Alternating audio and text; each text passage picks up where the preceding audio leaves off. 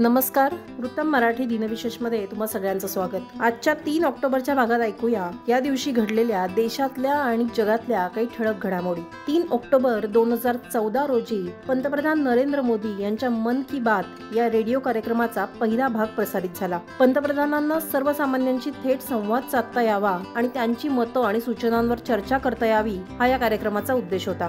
2 October 2014 रोजी महात्मा गांधी यांच्या जयंतीनिमित्त सुरू करण्यात आलेल्या स्वच्छता मोहिमेबाबतही त्यांनी या कार्यक्रमात भाष्य केलं। यासोबतच पंतप्रधानांनी digital India, make in India, कृषी, शिक्षण, रोजगार आणि महिला सक्षमीकरण याही विषयांवरती चर्चा केली। हा कार्यक्रम मुळात हिंदीमध्ये प्रसारित केला जात असला तरी देशामध्ये तो अनेक भाषांमध्ये अनुवादित आणि प्रसारित केला जातो, जेणेकरून देशभरातील लोक त्याच्याशी जोडले जातील हा त्यामागचा उद्देश आहे। हा कार्यक्रम दूरदर्शनसह ऑल इंडिया रेडिओ आणि विविध डिजिटल प्लॅटफॉर्मवरही प्रसारित केला जातो। 3 ऑक्टोबर 1977 रोजी भारताच्या माजी पंतप्रधान इंदिरा गांधी यांना भ्रष्टाचाराच्या प्रकरणात अटक करण्यात आली होती। ही अटक त्यांच्या सरकारने आणीबाणीच्या काळात घेतलेल्या काही निर्णय आणि भ्रष्टाचाराच्या आरोपांशी संबंधित होती। इंदिरा गांधींनी 1975 मध्ये आणीबाणी लागू केली, जी 21 महिने चालली।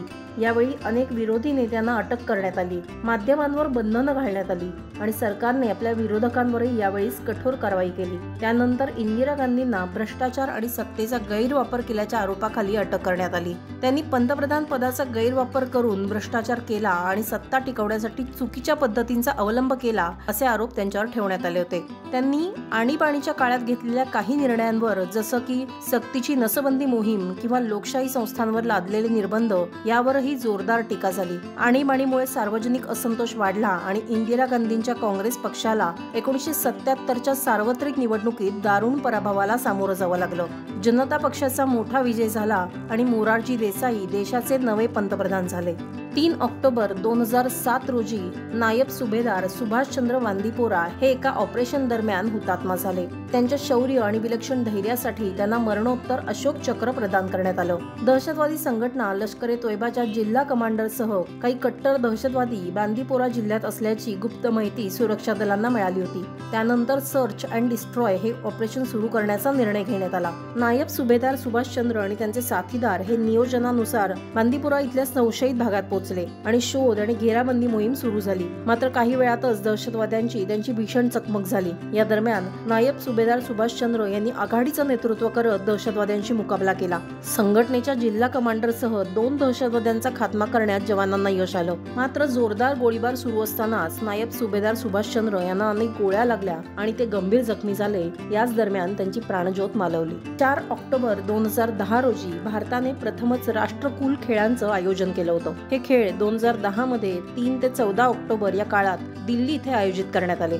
भारताने प्रथमच या प्रतिष्ठित क्रीडा स्पर्धेचं आयोजन केलं होतं। या खेळांमध्ये एकूण 71 देशांमधले 6081 खेळाडू सहभागी झाले। या खेळांमध्ये भारतीय खेळाडूंनी 38 सुवर्ण, 27 रौप्य आणि 36 कांस्य पदकं जिंकली। अशा प्रकारे भारत ऑस्ट्रेलियानंतर दुसऱ्या क्रमांकावर पोहोचला होता। या कार्यक्रमाच्या तयारीसाठी भारत सरकार आणि दिल्ली प्रशासनाने मोठ्या प्रमाणात पायाभूत सुविधांमध्ये सुधारणा केल्या, ज्यामध्ये नवीन स्टेडियमचं बांधकाम, रस्ते आणि वाहतूक व्यवस्था तसंच सार्वजनिक वाहतूक व्यवस्था यांचा समावेश होता। 3 ऑक्टोबर 2010 रोजी जवाहरलाल नेहरू स्टेडियमवर या खेळांचा उद्घाटन सोहळा पार पडला। या कार्यक्रमामध्ये भारतीय संस्कृती, कला यांचा वारसा सुंदरपणे प्रदर्शित करण्यात आला होता।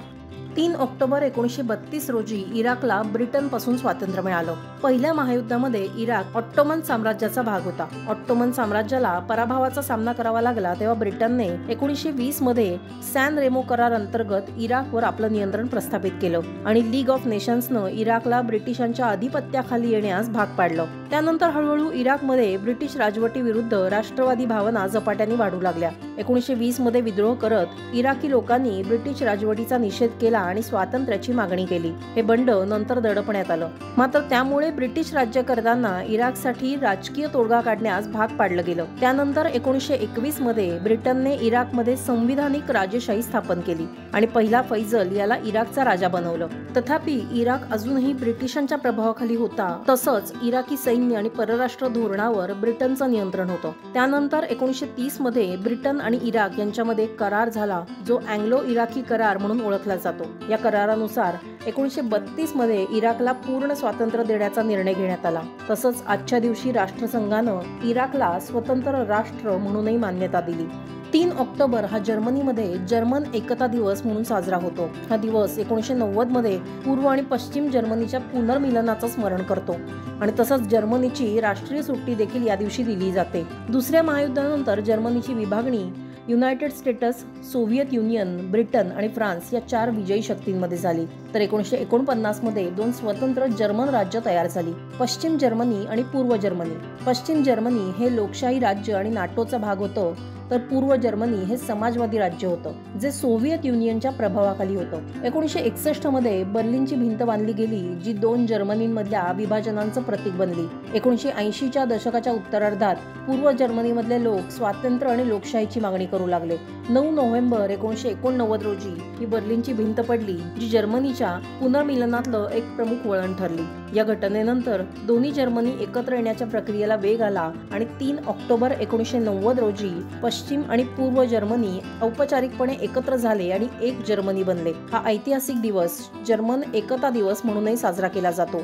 तर हे होते आजचे अर्थात 3 ऑक्टोबरचे दिनविशेष. तुम्हाला आमचा व्हिडिओ आवडला का हे आम्हाला या व्हिडिओ खाली नक्की कमेंट करून सांगा आणि आमच्या या व्हिडिओला लाईक करा. तसंच आमच्या YouTube चॅनलला सबस्क्राईब करा.